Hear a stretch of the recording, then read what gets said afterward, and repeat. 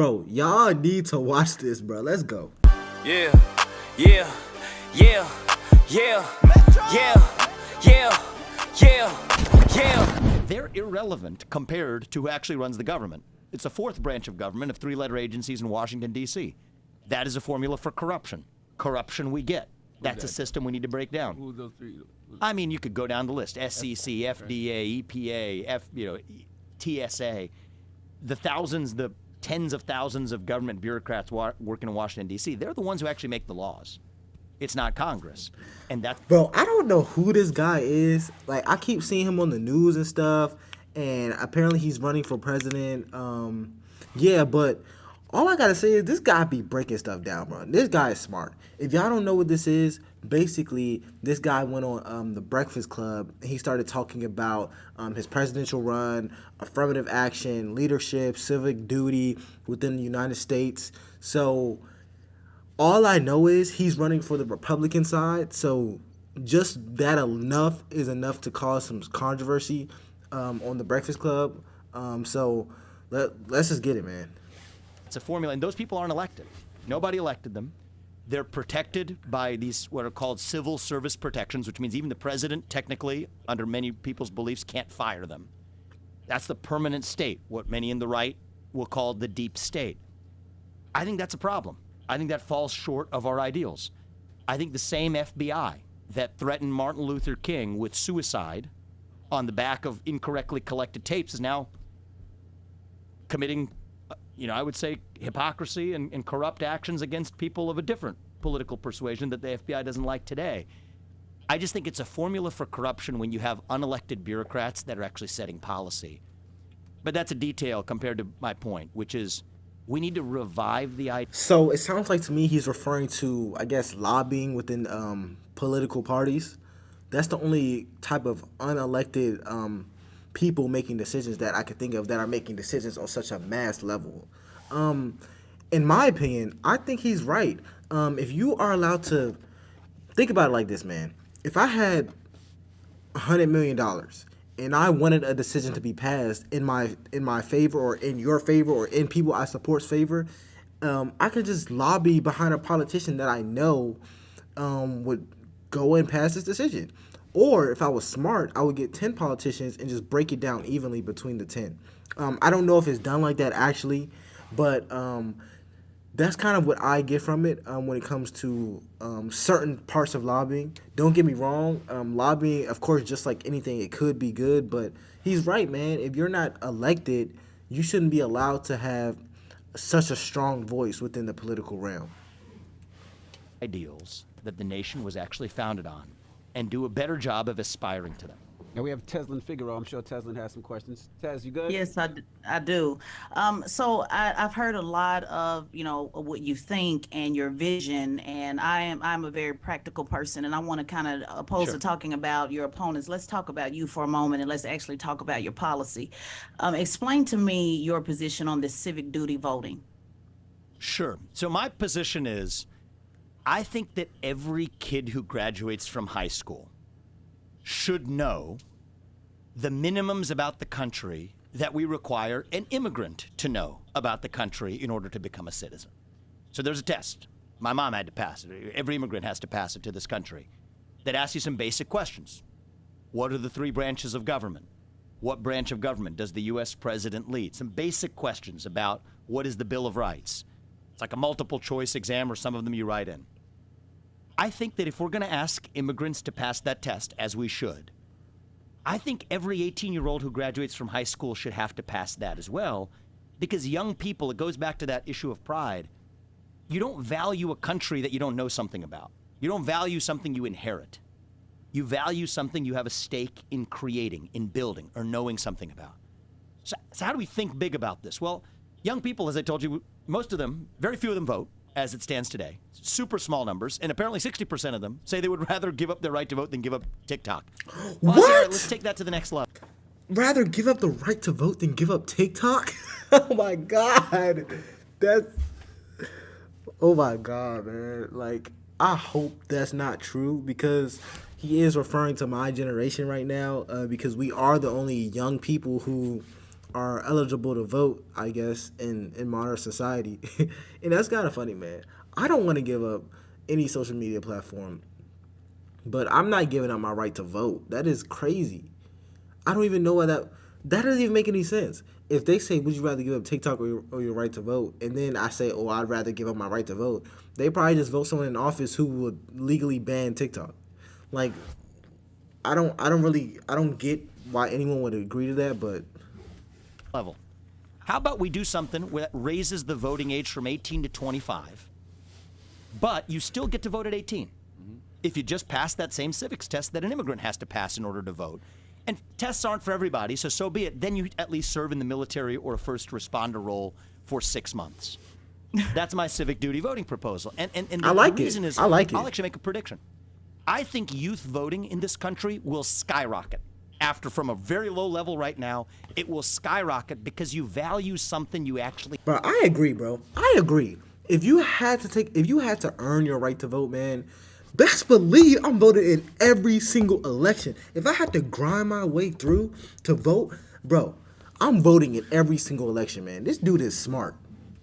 Have to earn. And I think that this is not a left-wing or right-wing point.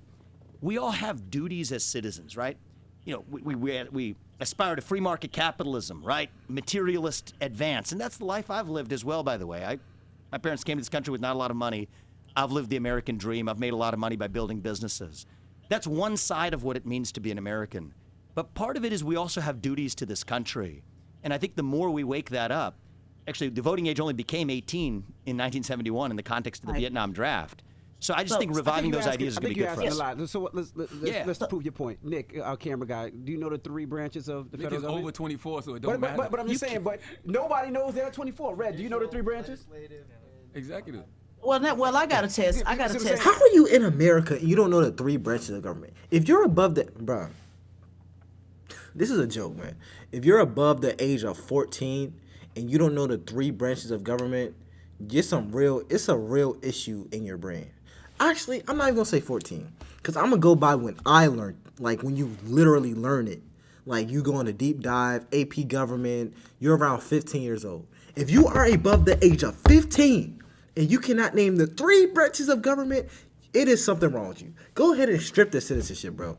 Because this dude is talking about, I don't know what his name is. He's talking about who knows that. You need to know that. That's like basic. That's like the ABCs of politics. That's like 1 + 1 = 2 of politics. The 3 branches of government: executive, judicial, legislative. Like, bro, you need to know that. It's basic. It's your life.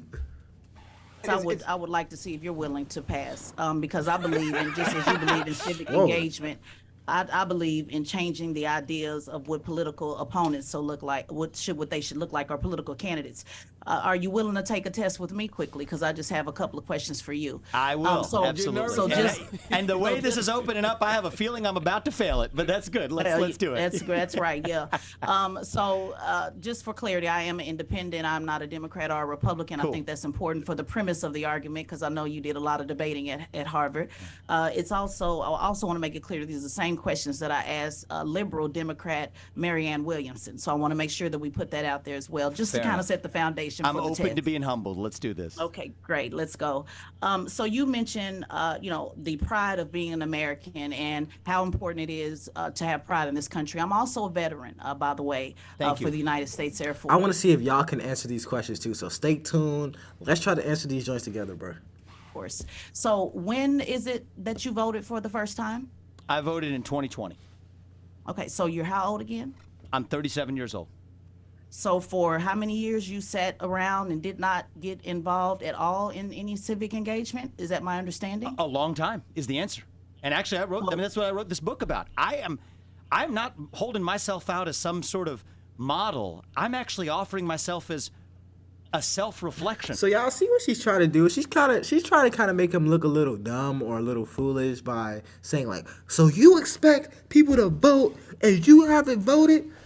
Bruh, it is not going to work, man. It's not going to work here. He openly admitted to saying, like, yeah, I haven't been that politically active.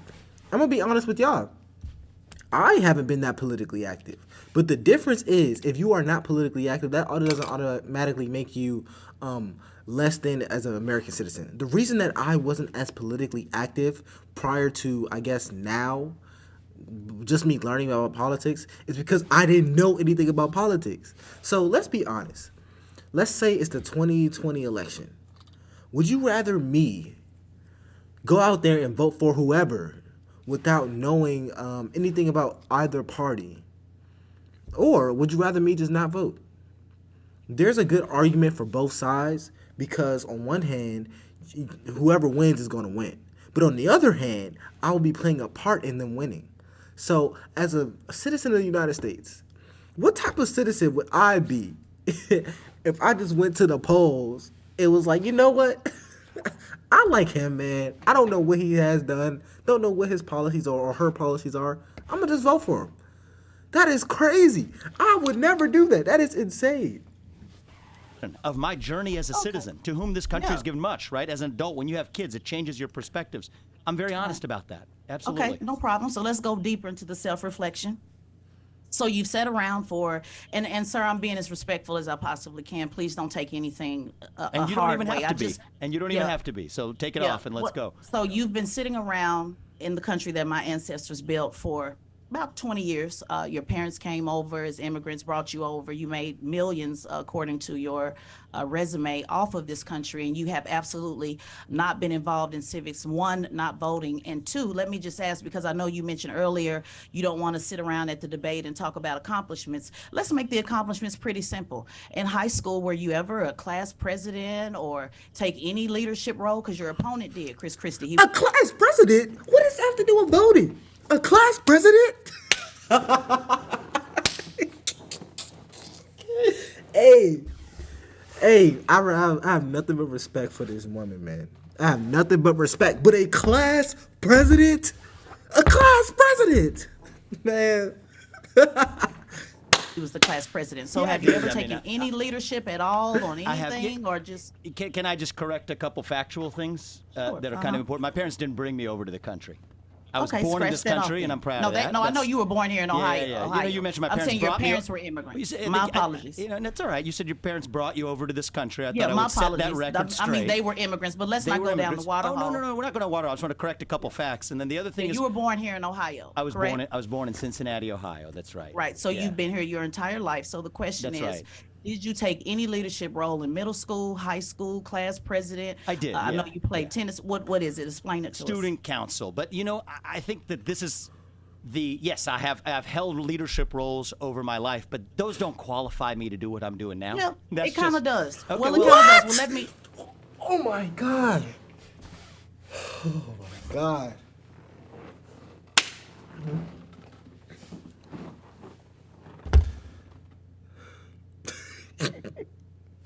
Oh my God.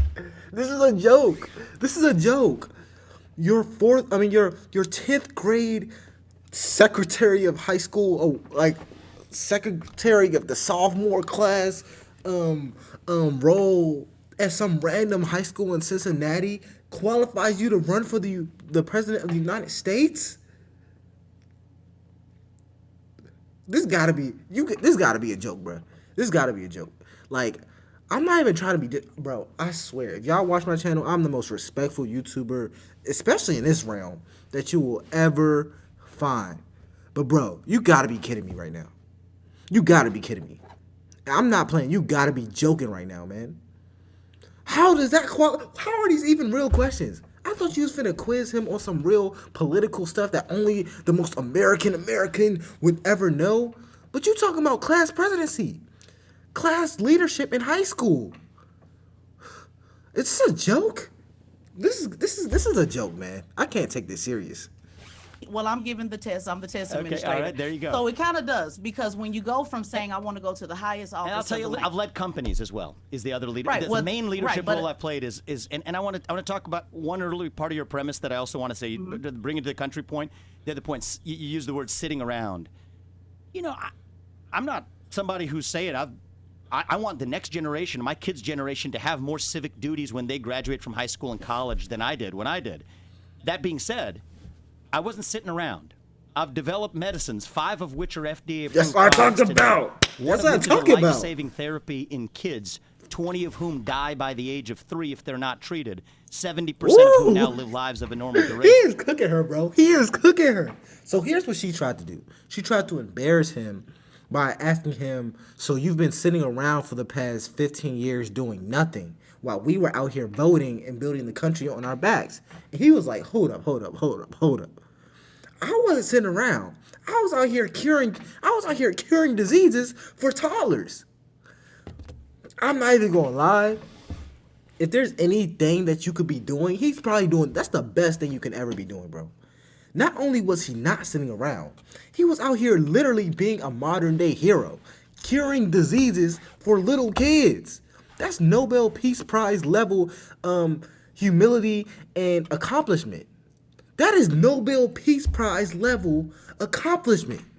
I'm gonna repeat it one more time. That is Nobel Peace Prize level accomplishment. Instead of congratulating him or, even supporting him, you're trying to basically embarrass him on the Breakfast Club, basically implying that he's not as American as other Americans. I don't know what it is specifically. I'm not a politician, and I'm young. I don't know. But, bro, this is a real reason for him to be what he's doing, like, for him to not be that politically involved. And when he gets politically involved, you're just automatically not on his side because he's Republican. Another one for prostate cancer. So I don't apologize for making contributions, but well, I don't want you to filibuster that No worries. because Just that's not not the sitting- question that I asked, and I don't consider as a veteran. I'm talking about service. I'm not talking about what you Civic did for service, profit. I'm not talking about what you paid people to do with your so company. I've I'm not No. You talking about service. Let's talk about service. When you service someone, you're serving the well-being of the country. When you're in the military, you're servicing our protection, our safety, and I respect that to the highest degree. 100% respect it. But let's not try to degrade his level of service because the military makes money too. The government makes money too. And I'm not saying there's anything wrong with that. The government needs to make money to make sure we're okay. That's facts. But you're trying to degrade him right now by saying, no, you're doing that for profit. No. Because if he was just for profit, he wouldn't care about helping other people. He wouldn't care about curing diseases for children. He would just be doing whatever for profit, like other companies. But no, he was out here actually being a real civic servant, like on some real level stuff. More so than than a lot of other Americans. Unless you're in the military or you're, a politician, you have not been more of a civic servant than him. And I'm not just saying that because he's a rich billionaire. He was literally curing diseases. Like, what else could you be? Like, what else could you do if you're not in the government to be a civic servant? You can vote and cure diseases. That's it. I've not served the country because that in the way means you nothing have. to me. You do what I'm realize talking, she what hasn't I been am able to ask a question. She's been trying to Go ask for a it, question, yeah. and you've been talking over her. I'm and all ears. We gave you the platform to let you say Seems a what little you said. defensive. I'm all ears. No, I was just correcting a couple She hasn't had a chance facts, to that's ask all. a question yet. Every Go time ahead, she Ted, tries ask to the ask a question. question, you've been cutting her off. Good. I'm all ears. Right. So your question. So my question again is: you're trying to your goal is to raise the standard, and you're saying you want people to believe in country, and you want people to have civic engagement. And sir, I just find it very telling that you haven't had any civic engagement at all, and haven't been at all. And when I say sit around, I don't mean you haven't done anything. I'm talking about in regards to service. Because one thing about political office, the same way that you want to change how people look at politics and look at this country, I want to change how people look at politicians. And when I see that someone hasn't did anything at all to be of service to mankind, to take a leadership role, it's not good enough to just be on city student council. Were you a leader? All of that applies. Have you been able to get anybody in the room at any time, from a high school gymnasium to Ohio, Republican leadership there to now? Have you been able to get anybody in a room? You know what? I get what she's saying, but she is wrong. Like, you're just wrong. For you to say he's not a civic servant, that is delusional. That is straight delusion. And I'm not trying to bash her because I actually get what she's saying. She's saying that you haven't served the people in the form of a politician. So why do you think you're capable enough or well-bodied to be our president? I think that's her question. But my thing is, you really finna sit here and say he's not a civic servant? Are you serious? Like, are you actually being for real right now? He saved millions of lives. If that's not civic duty, I don't know what civic duty is. He's done much more than other politicians. Much more than other politicians. So by you trying to quantify his previous experiences through the level of how much, I guess, saving face he's done in the eyes of the public through the use of fundraisers or, I guess, political events, it's just not fair, and you know it's not right. It's not right. To believe in this vision. I don't agree with a lot of your vision statement, but I do know you've been going around having these discussions and getting everybody emotionally worked up to talk about vision and debate. But I want to get to the practical. You're trying to go from preschool to president of the United States. You're skipping over city council, county council, mayor, governor. You want to go straight to the top. So my question is this a PR? Is this for the PR, the perception of reality, or can you point to any leadership where you've been able to get people to believe in what you're talking about that they're not paid to do on any of these vision statements that you have? If not, then to me it's a moot point, because you're holding a standard that you haven't met yourself.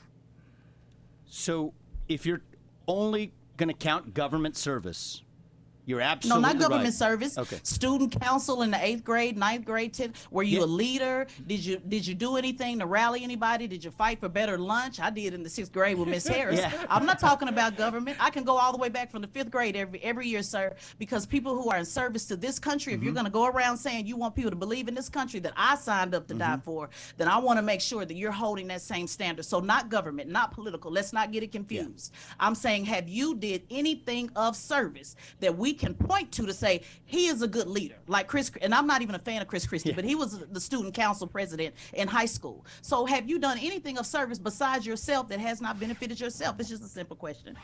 Rob, this question is not right.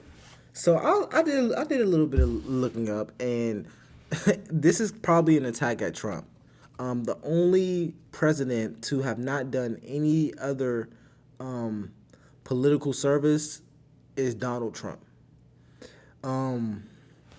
So when she's saying, like, have you done any political service, she's basically saying, like, you're unqualified to be president until you do political service. I don't know why she's trying to use lunch lady or making lunch policies in a school. That's very preschool. You talk about preschool, that's very, very preschool. Like, that's like beyond preschool. But anyways, the only other president who served with no military or government experience is Donald Trump.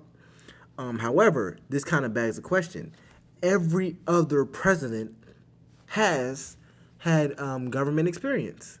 The reason that this is a problem is because every other president, probably other than George Washington maybe, has had government experience. However, Donald Trump, I don't know if this is true. I'm going to ask, is Donald Trump the worst president of all time?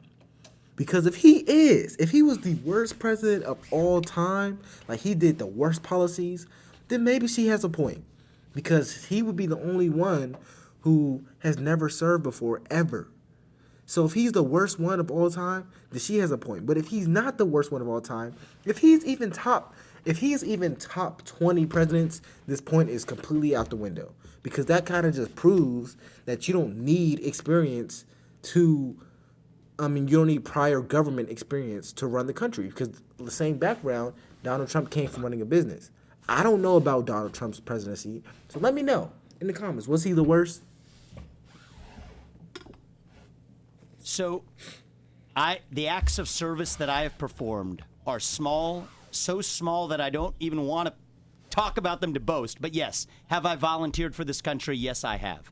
I've always been interested in let's talk healthcare. about it. It's okay to talk about the small things. These are small things, right? But thank you. Let's just mention it. Bethesda North So Hospital. it's really a no? No, it's not a no. It's just something I don't like boasting about. I Well, volunteer. we're not boasting. Yeah, It's an not interview. boasting. You're Here we go. boasting on your vision and everything else. I think you one of the boasted on things- the millions of dollars that you made. So let's just throw it out. So in I 6th actually grade, I'll give didn't. you an example. I'll help you out. In 6th grade, Miss Harris, tell you- Miss Harris was Let me give you an example because maybe you're confused. In the 6th grade, Miss Harris was snatching papers from everybody in the classroom. So me as a 10-year-old, I went to the principal and said, I'm tired of Miss Harris snatching papers, and I'll organize the students around getting Miss Harris to stop snatching papers. Now, there was a consequence for that. I got suspended for 5 days for talking back, and I got in trouble. I got a spanking, and I was on punishment for months and months. But that is a simple way of organizing people. So I want you to kind of boast about it the way you did the millions of dollars and said what you did with the pharmaceutical companies. What leadership can you point to that you've been able to rally anybody around anything that is of service that you did not pay anybody to do? I think that's important for the next president of the United States. Sure. So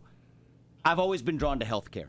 That's why I ended up founding companies in that space. When I was in high school, part of what drew me into it was that I was a volunteer at a local hospital. I actually became the leader of that group of volunteers that actually discharged women who had recently given birth. That was it. Nothing big to it. Did you do anything we can point to stand out? But I want to say something about that, because I say that in the book. If I'm being really honest, why did I do that in high school? A part of the motivation, I'll be just brutally honest with you, was part of the motivation was that's actually what allows you to get into a good college when you graduate. Is Right, you want to so check it was the box about, of so community it was service. about you. So there was an element. Bro, this is a joke, bro. I don't even get where she's coming. Like, I don't get this argument. I don't get it. Like, I'm not even trying to meet Rod. I'm not. I don't get it. Because what are you trying to prove here? Yeah, I guess I stopped Mrs. Harrisburg from stealing our papers in the 7th grade, and then I got my booty beat bro, this is a joke. Like, I'm not even trying to make fun of her, because I'm not. But this is a joke. Like, this is a joke. Like, I could just make something up in that situation. What are you asking me? Did I serve on my 5th grade's political board? Yes, I guess. I was a line leader when I was in the 4th grade. Like, what do you want me to say? Yeah, I was the line leader. I was the one who collected people's homeworks when I was in preschool. Like, what do you want from me? Like, is this a joke? I don't know what you're saying. Are you trying to point to my character? But anyways, if you have any suggestions, comment them down below. Smash the subscribe button and like button. I'll see you on the next one.